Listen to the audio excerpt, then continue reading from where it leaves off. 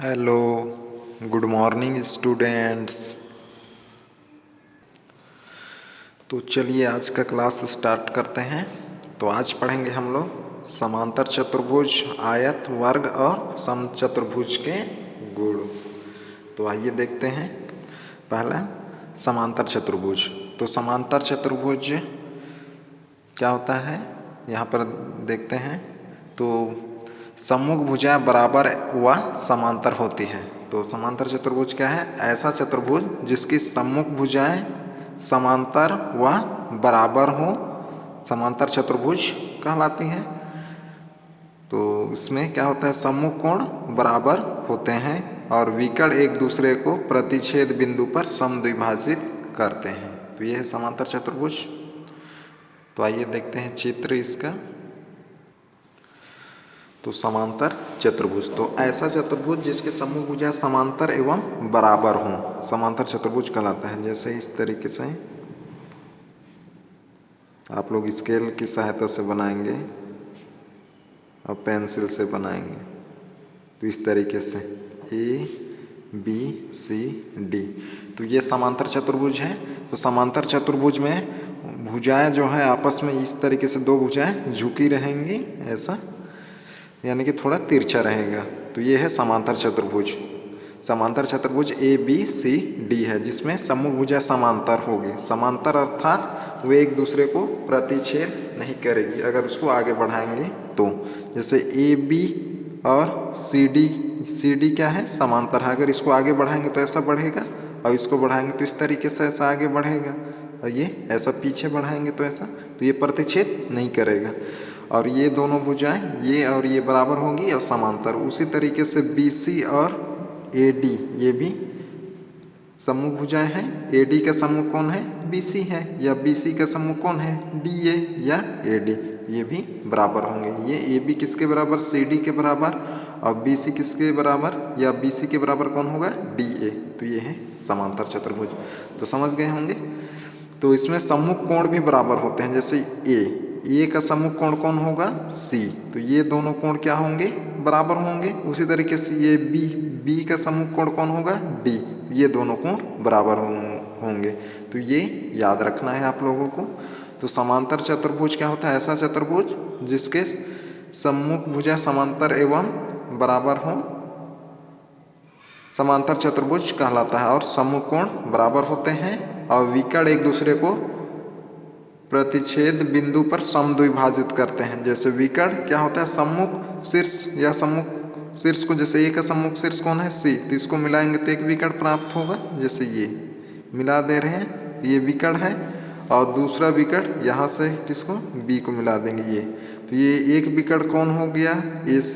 और दूसरा विकर्ण कौन हो गया? BD। तो ये दोनों जहाँ पर भी प्रतिच्छेद करेंगे वहाँ से समद्विभाजित, यानी कि समांतर चतुर्भुज के दोनों विकर्ण एक दूसरे को समद्विभाजित कर देते हैं, अर्थात बराबर बराबर दो भाग में बांट देते हैं। जहाँ पर भी प्रतिच्छेद करेंगे वहाँ से। तो O पर प्रतिच्छेद किए हैं ये दोनों विकर्ण AC और ये BC। तो ये बराबर भाग में बट जाएंगे। तो O से लेकर A, अर्थात जैसे विकर्ण क्या है? विकर्ण AC है, पहला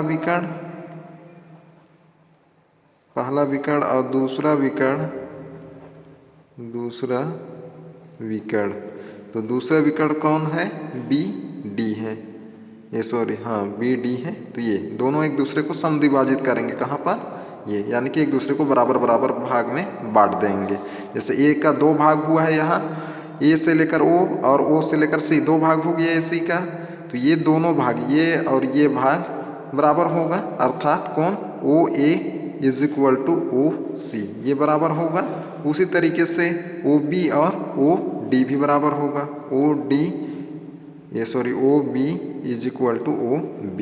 यही बोला गया था। तो ये समझ के समांतर चतुर्भुज। अब आगे देखते हैं आयत। दूसरा आयत। तो आयत है ऐसा सम्मुख भुजा समांतर एवं बराबर हो। तो इसमें भी सम्मुख भुजा समांतर एवं बराबर होता है, लेकिन इसका प्रत्येक कोण 90 डिग्री का होता है। ये इस तरीके से ए बी सी डी। तो ये समांतर है, इसके सम्मुख भुजा ए बी का सम्मुख भुजा कौन है? सी डी है। तो ये समांतर है, यानी कि एक दूसरे को प्रतिच्छेद नहीं करेंगे और बराबर भी होंगे, ये इसके बराबर होगा। और उसी तरीके से बी सी और डी ए ये भी क्या होगा? बराबर होगा, यानी कि ये इसके बराबर, क्योंकि सम्मुख भुजाएं हैं। तो ये हो गया। और सम्मुख कोण बराबर होते हैं, तो ए का सम्मुख कोण कौन है? सी है, और बी का सम्मुख कोण डी है, ये भी बराबर हो। लेकिन आयत में क्या होता है? प्रत्येक कोण 90 डिग्री होता है, ऐसा प्रत्येक जो है 90 डिग्री। लेकिन समांतर चतुर्भुज में प्रत्येक 90 नहीं होता है, तो उसको नहीं बता सकते हम लोग कितना होगा। लेकिन आयत में क्या होता है? प्रत्येक 90 डिग्री। और विकर्ण बराबर व एक दूसरे को प्रतिच्छेद बिंदु पर समद्विभाजित करते हैं। तो इसका विकर्ण क्या होता है? बराबर होता है आयत का। और समांतर चतुर्भुज का विकर्ण बराबर नहीं होता है, लेकिन दोनों एक दूसरे को जहाँ पर भी प्रतिच्छेद करते हैं वहाँ से समद्विभाजित कर देते हैं। तो उसी तरीके से इसमें का भी विकर्ण ऐसा हो जाएगा, ये और यहाँ से ये विकर्ण, ये दोनों क्या होंगे? ओ पर प्रतिच्छेद कर रहे हैं, लेकिन इसमें दोनों विकर्ण बराबर होते हैं। अर्थात एक विकर्ण कौन है? ये ए सी बराबर कौन होगा? दूसरा विकर्ण ये है बी सी। दोनों विकर्ण क्या होंगे? बराबर होंगे और एक दूसरे को समद्विभाजित भी कर देंगे। जैसे ओ से लेकर ए की दूरी और ओ से लेकर सी की दूरी, दो भाग हुआ है किसका? ए सी विकर्ण का, ओ से। तो ये O A is equal to O C. इसी तरीके से क्या हो जाएगा? O B is equal to O D. तो ये समझ गए। अब आगे है वर्ग। तो आगे है वर्ग। वर्ग इस तरीके से होता है, वर्ग की सभी भुजाएं आपस में बराबर होती हैं और सम्मुख भुजाएं यानी कि ये सम्मुख कोण भी बराबर होगा इसमें, ये हो गया। और सम्मुख जो भुजाएं हैं वो समांतर होगा इसमें भी। तो वर्ग के सभी भुजाएं बराबर होती हैं एवं सम्मुख भुजा समांतर होती हैं, जैसे ए बी सी डी। तो ये सभी भुजाएं ए बी सी डी और डी ए ये क्या होंगे? सब बराबर होंगे, ऐसा ये बराबर हो जाएगा। और प्रत्येक कोण इसमें भी 90 डिग्री होता है, ये 90 होगा प्रत्येक।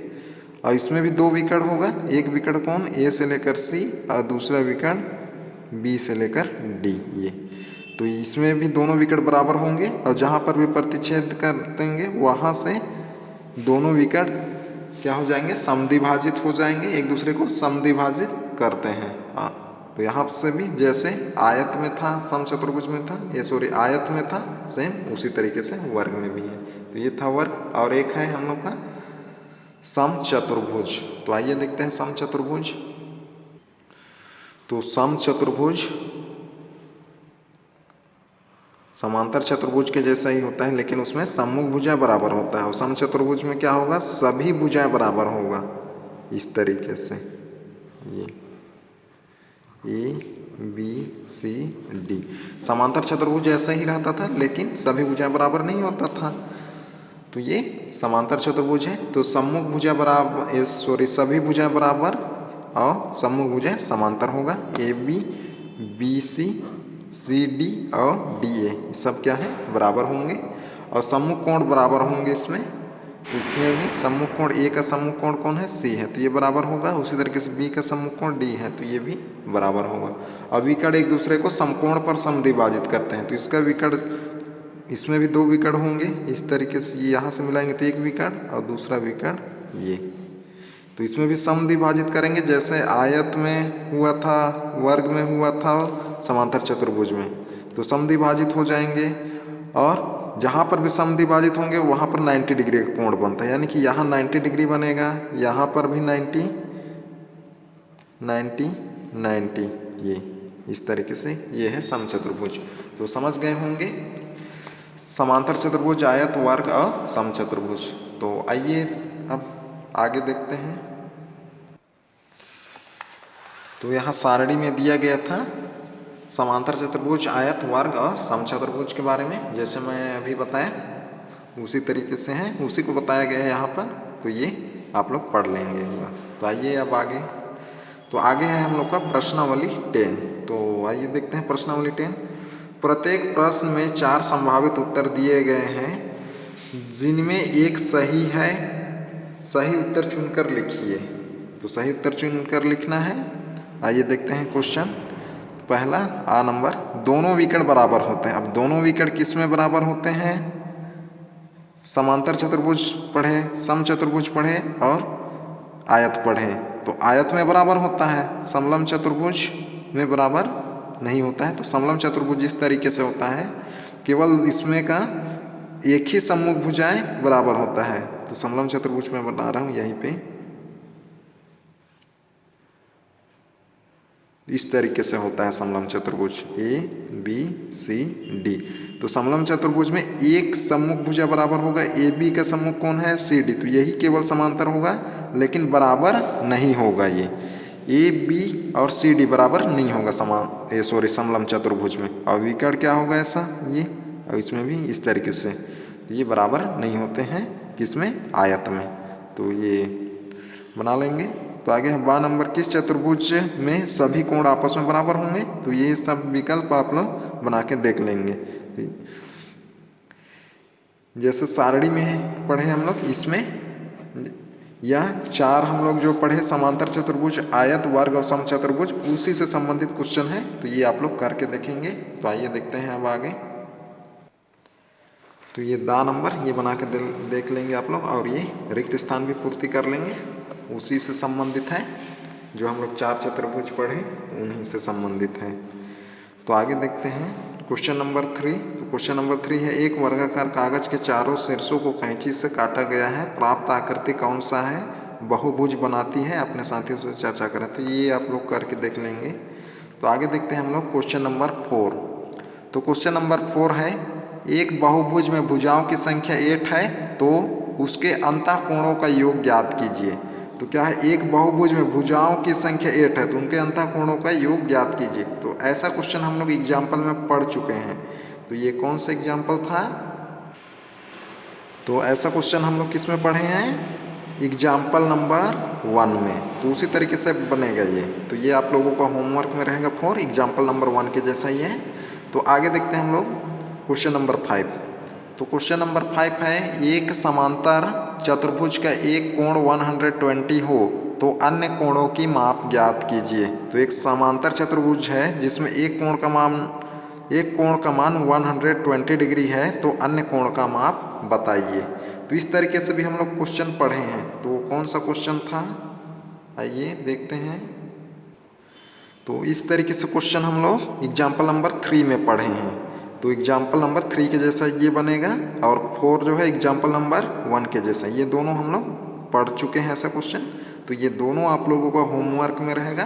तो ये होमवर्क है आप लोगों का क्वेश्चन नंबर 4 और क्वेश्चन नंबर 5। तो आगे देखते हैं क्वेश्चन नंबर 6।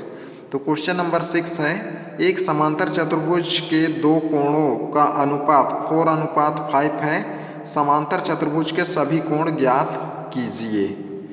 तो यहाँ एक समांतर चतुर्भुज दिया गया है जिसके दो कोणों का अनुपात दिया है, तो समांतर चतुर्भुज के सभी कोण ज्ञात करना है। तो आइए इसको हल करते हैं।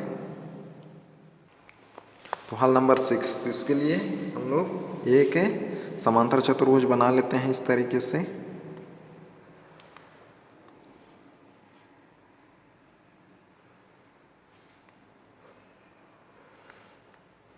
इस तरीके से मान लिया हम लोग का समांतर चतुर्भुज है ए बी सी डी। तो इसके जो है कोणों का अनुपात दिया है। जैसे कोण ए को हम लोग ले लेते हैं 4 लेते हैं, तो इसको ले लेते हैं 5। तो मान लिया हम लोग कोण ए जो है 4x है और कोण बी जो है 5x है। तो ये दो कोण है, तो इनका अनुपात दिया था। जब भी अनुपात दिया रहेगा तो क्या ले लेना है, उसमें x शामिल कर लेना है, 4x और 5x ये मान लिए। तो समांतर चतुर्भुज के सम्मुख कोण क्या होते हैं? बराबर होते हैं। तो a का मान 4x है, तो c का मान भी कितना हो जाएगा? 4x होगा। और b का मान कितना है? 5x, तो d का मान भी कितना हो जाएगा? 5x। ये हो जाएगा। इतना समझ गए? तो हल इसमें लिखेंगे, समांतर चतुर्भुज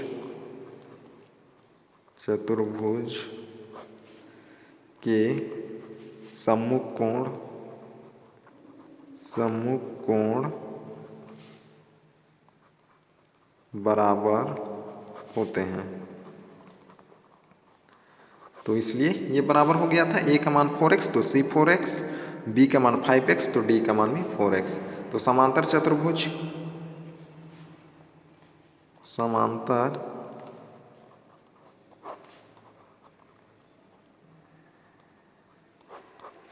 चतुर्भुज के कोणों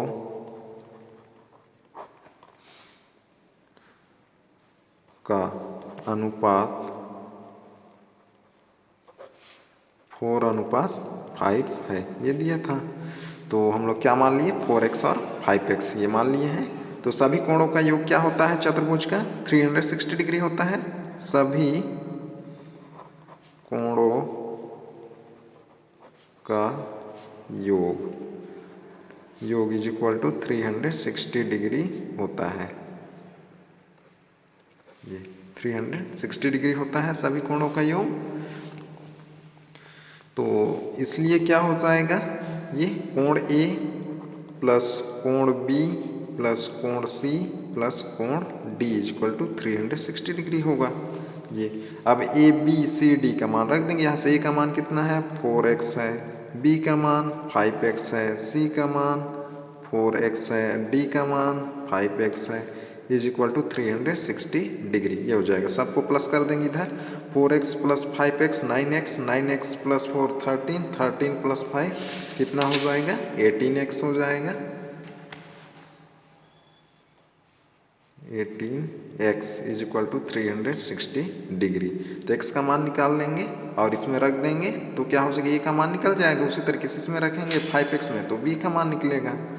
तो यहाँ x इज इक्वल टू क्या हो जाएगा, पक्षांतर कर देंगे तो 360 डिवाइडेड बाई 18 डिवाइड कर देंगे। 18 1 जा 18, 18 2 जा 36, 0 का 0, यानी कि x is equal to 20 degree आ गया। तो पहला कोण A है, A का मान 4x, दूसरा कोण B का मान 5x और C का मान 4x और D का मान 5x है। तो इसमें रख देते हैं। तो इसलिए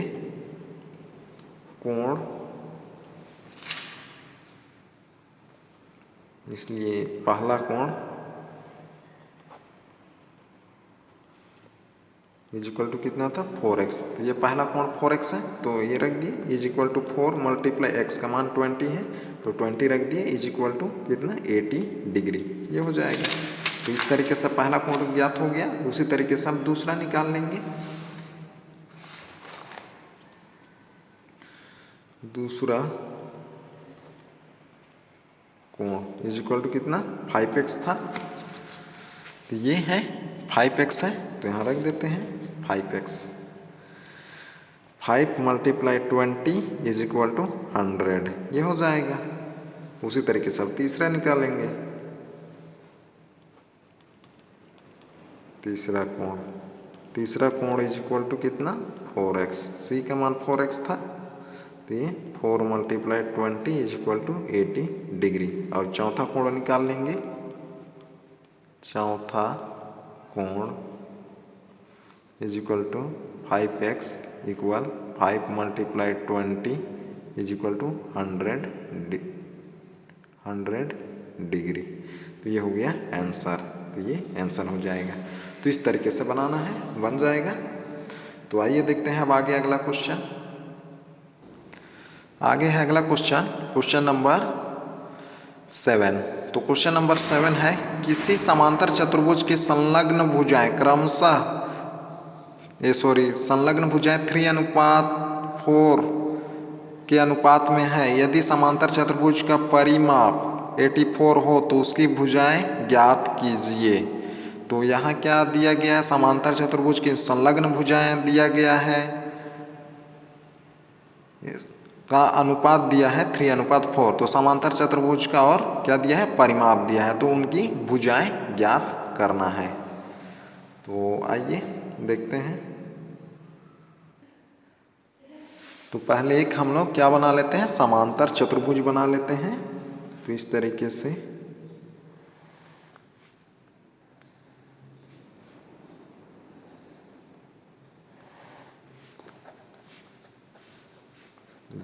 तो ये समांतर चतुर्भुज है जिसमें संलग्न भुजा कौन होगा, ऐसा बिंदु जहाँ से दोनों भुजाएं मिलते हों, या ऐसा बिंदु जहाँ पर दोनों भुजाएं मिलते हों। तो उस तरीके से भुजाएं को क्या कहते हैं, संलग्न भुजाएं।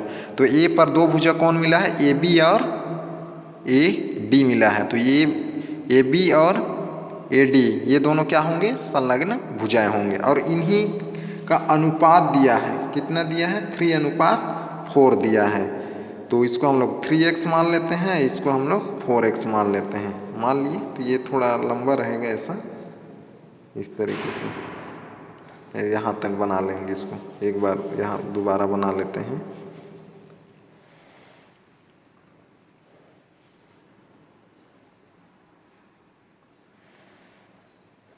इस तरीके से ABCD। तो ये है संलग्न भुजाएं, कौन, AB और AD एक ही बिंदु पर मिले हैं, तो इसलिए संलग्न भुजाएं हैं। तो AB और CD संलग्न नहीं होंगे, ये क्या होंगे, सम्मुख होंगे। तो ये है 3x हो जाएगा, तो ये कितना हो जाएगा, 4x हो जाएगा। तो ये नहीं है, ये वाला है। तो ये समझ गए। तो समांतर चतुर्भुज के संलग्न भुजाएं क्या मान लिए, 3x और 4x मान लिए। तो समांतर चतुर्भुज के सम्मुख भुजाएं क्या होता है, बराबर होता है। तो AB के सम्मुख कौन है, ये CD है, तो ये भी कितना होगा, 3x। और DA का सम्मुख कौन है, BC, तो ये भी कितना हो जाएगा, 4x। तो इतना समझ गए, क्योंकि समांतर चतुर्भुज के सम्मुख भुजाएं क्या होती हैं, समान होती हैं और समांतर। तो यहाँ पर लिखेंगे आप लोग हल में, समांतर चतुर्भुज की सम्मुख भुजाएं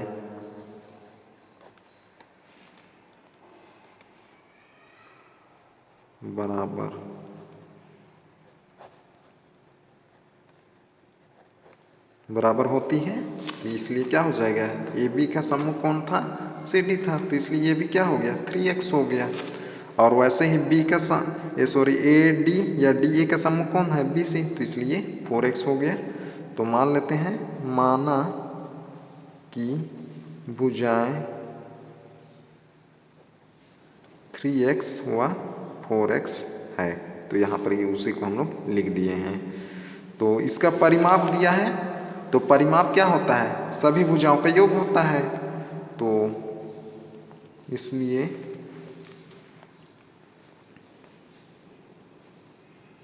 या यहाँ पर लिख देते हैं, दिया है परिमाप इक्वल टू कितना दिया था, 84 दिया था। और परिमाप क्या होता है, सभी भुजाओं का योग होता है। तो सब भुजा को क्या कर देंगे, प्लस कर देंगे। तो इसलिए क्या हो जाएगा, 3x प्लस 4x, ये 3x plus 4x plus 3x plus 4x। सब भुजा को प्लस करेंगे तो कितने के बराबर है, 84 के बराबर। तो 3x plus 4x is equal to 84। इन सबको प्लस कर देंगे तो कितना आ जाएगा, 14x आएगा इज इक्वल टू 84। तो x इज इक्वल टू कितना हो जाएगा, 84 डिवाइडेड बाई 14, डिवाइड कर देंगे तो x इज इक्वल टू कितना आ जाएगा, 6। तो x का मान कितना आ गया, 6 आ गया। अब इन सब में रखेंगे तो मिल जाएगा सभी भुजा। तो अतः पहली भुजा, तो पहली भुजा कितना है, ये 3x है। तो 3x is equal to 3 multiply x का मान ये है 6, तो रख देंगे 6 इज इक्वल टू 18 हो जाएगा। पहली भुजा सेंटीमीटर, परिमाप सेंटीमीटर में था, तो इसलिए भुजा भी सेंटीमीटर में आएगी। ये पहली भुजा हो गया। इसी तरीके से दूसरा, तीसरा इसमें रखेंगे, ये चौथा ऐसा निकाल लेंगे तो बन जाएगा। तो आगे आप लोग बना लेंगे इसके आगे। तो आइए देखते हैं अब आगे। तो आगे है क्वेश्चन नंबर 8। इनमें कौन से कथन सही नहीं है, उन्हें सुधार कर लिखिए।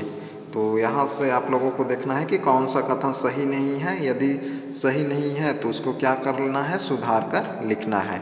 जैसे पहला क्वेश्चन है, सभी वर्ग समलंब चतुर्भुज होते हैं। तो समलंब चतुर्भुज का आकृति मैं बताया था आप लोगों को।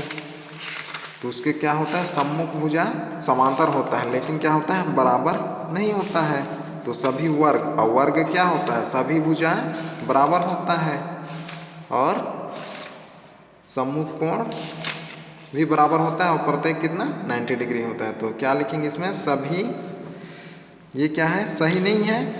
तो सुधार कर लिखेंगे, क्या लिखेंगे, सभी वर्ग समलंब चतुर्भुज होते है तो ये क्या हो जाएगा, असत्य हो जाएगा। तो ये असत्य, ये लिख देंगे असत्य।